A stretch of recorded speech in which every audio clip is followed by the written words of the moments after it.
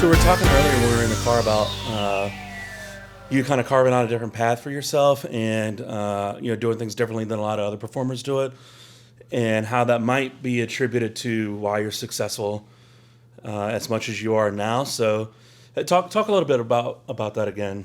Yeah. First of all, big heart to the guys in the Magic Club. I really love them, and but the magicians know what we mean by that. Yeah, the IBM International Brotherhood of Magicians sounds like it's fake, but it's real. So is the Hypnotist Guild. These things are real.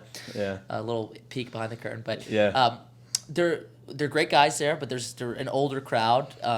Right. We can go into reasons why that is later on. But first of all, I would not be sitting here without those guys. They really opened a lot of doors for me and helped me become a performer in the first place. But I think a lot of the rules that they set out for me, teaching me how to perform and the right ways to handle an audience, not that they're outdated. It's just like you have to do what's best for you as an individual. And if you're going to people for advice on how to get started on something, you're learning how to do something the way that somebody else found effective.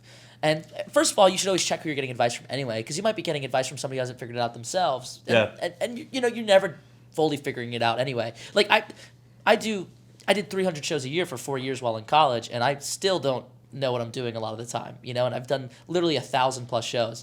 And so, not to say that they don't have it figured out, but just know that when you're taking, like if I give advice on you on how to run a show, I'm going to tell you exactly things that are relevant to my brand, who I am. We just talked about this earlier today. Yeah.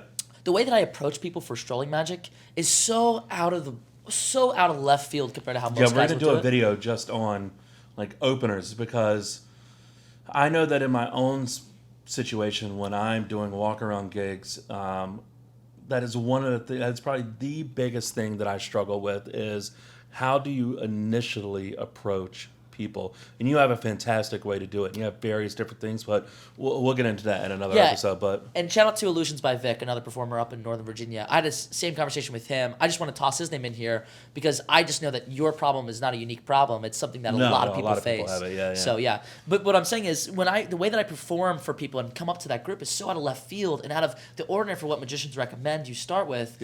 That I think that's not going to work. That's going to work for me. That's not going to work for you. And there might be somebody that I pass advice to that takes it and is fully able to adopt it and make it work for them. Yeah.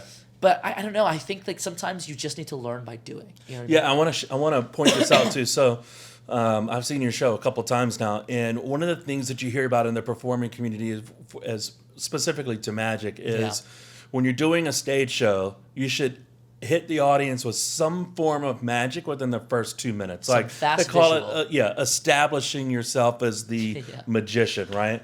In your act, it blew me away the first time because I literally turned to Braden, a good friend of yours that you've done a couple of shows with.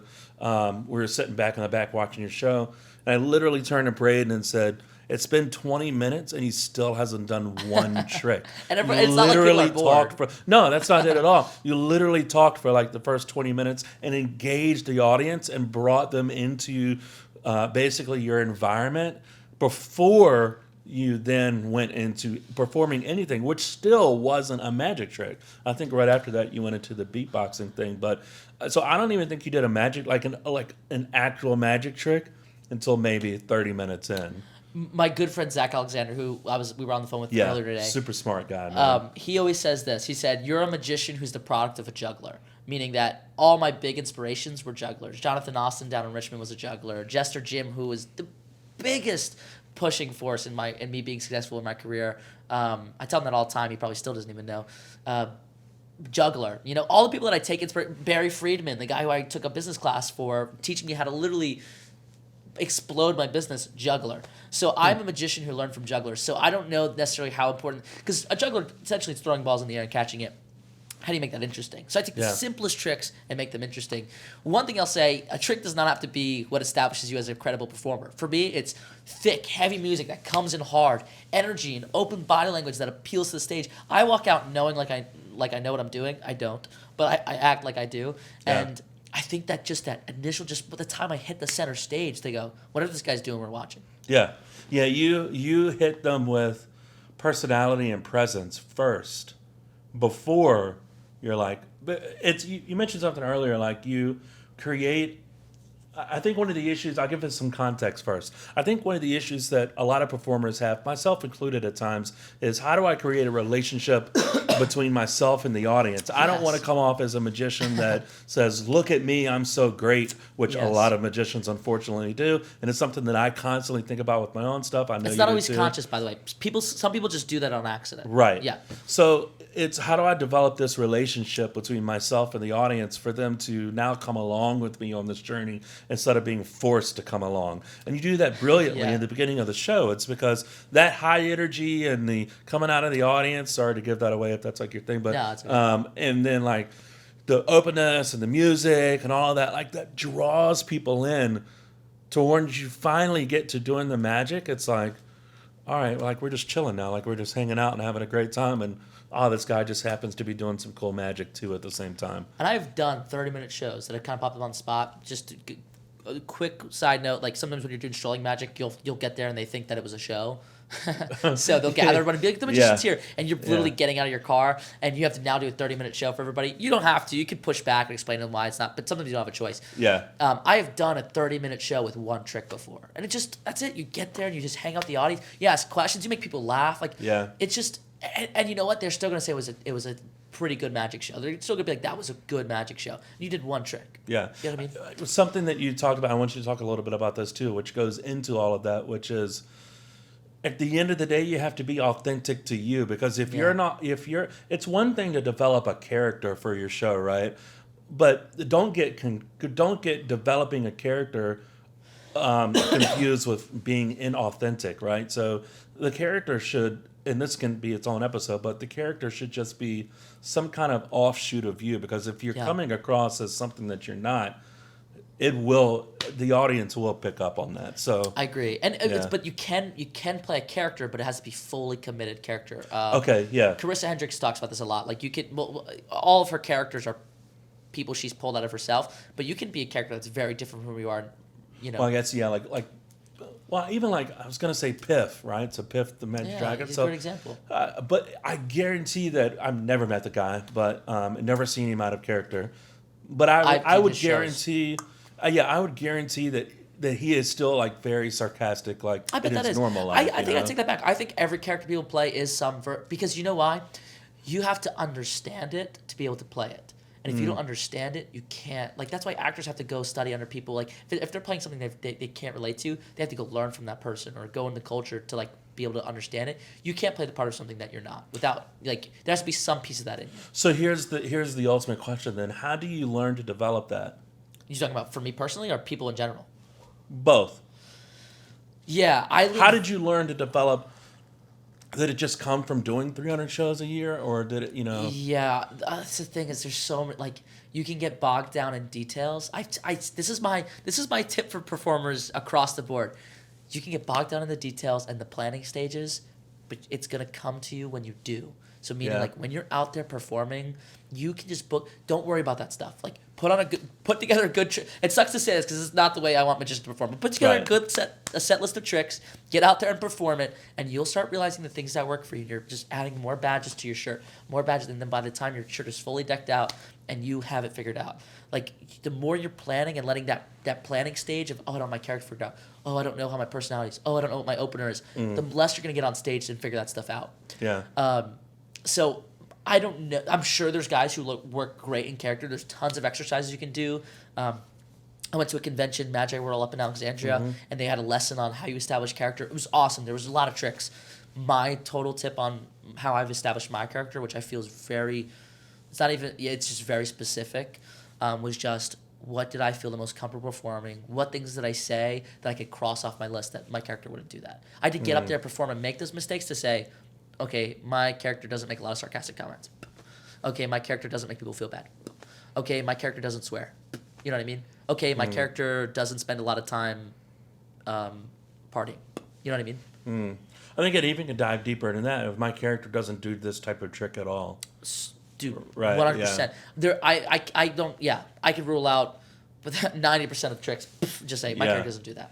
Yeah. I mean, there's probably a way to take a routine that you might not normally do and then make it your own. Oh, I've done that before, But Yeah, I mean, for the most part, it's another tip just from a video side of things. If it's possible, record your shows. Like set up a Yeah. camera in the back and record it. You'll see a lot. Not only will you see yourself, but you should probably focus more on the audience. Yes. And so when are they reacting? What are they reacting to specifically? Did you try to throw a line out there that didn't work? You also look at the pacing of your tricks Yes. too. Oh, that's a big one, which has been a pacing. big for me. Sometimes, yeah, and man, I'm so glad you said focus on the audience. When I watched some footage, literally I filmed just a year ago. Yeah. Oh gosh, it might be 8 months ago. I watched this footage of me doing my show. I was like, oh, man, I always thought it was cool that I spent 20 minutes without doing a magic trick. And I went, man, this audience is getting, it wasn't bad. I really wasn't bad. Like people are really engaged for the 20 minutes. Right. But I just think, man, I could have just made this a little bit better if I would have done 15 or 10 Yeah, minutes. and you would never, because when you're in the show, when you're doing the show, you're in the show. Yeah. So you're not consciously thinking about it. But yeah, when you go back later and you're like, oh wow, I can tell that the audience, I kind of lost them around minute 15, you know? Yeah, so I've shortened it just a little bit. It's about 15 minutes before I Yeah. do my actual first trick. But, I wouldn't have known that if I didn't read the audience. And, some videos, they really are, like, killing it, and I probably could have done longer. Mm-hmm. But I just had to know from just watching this footage, I went, that seems like that's the most natural it's going to be. I should, Yeah. Yeah. What other tips do you have on being authentic? Anything? I have a whole book on being authentic. But, What's one or two things? Yeah. One or two things that come to mind. One would be just the way you interact with the audience. I think like when you,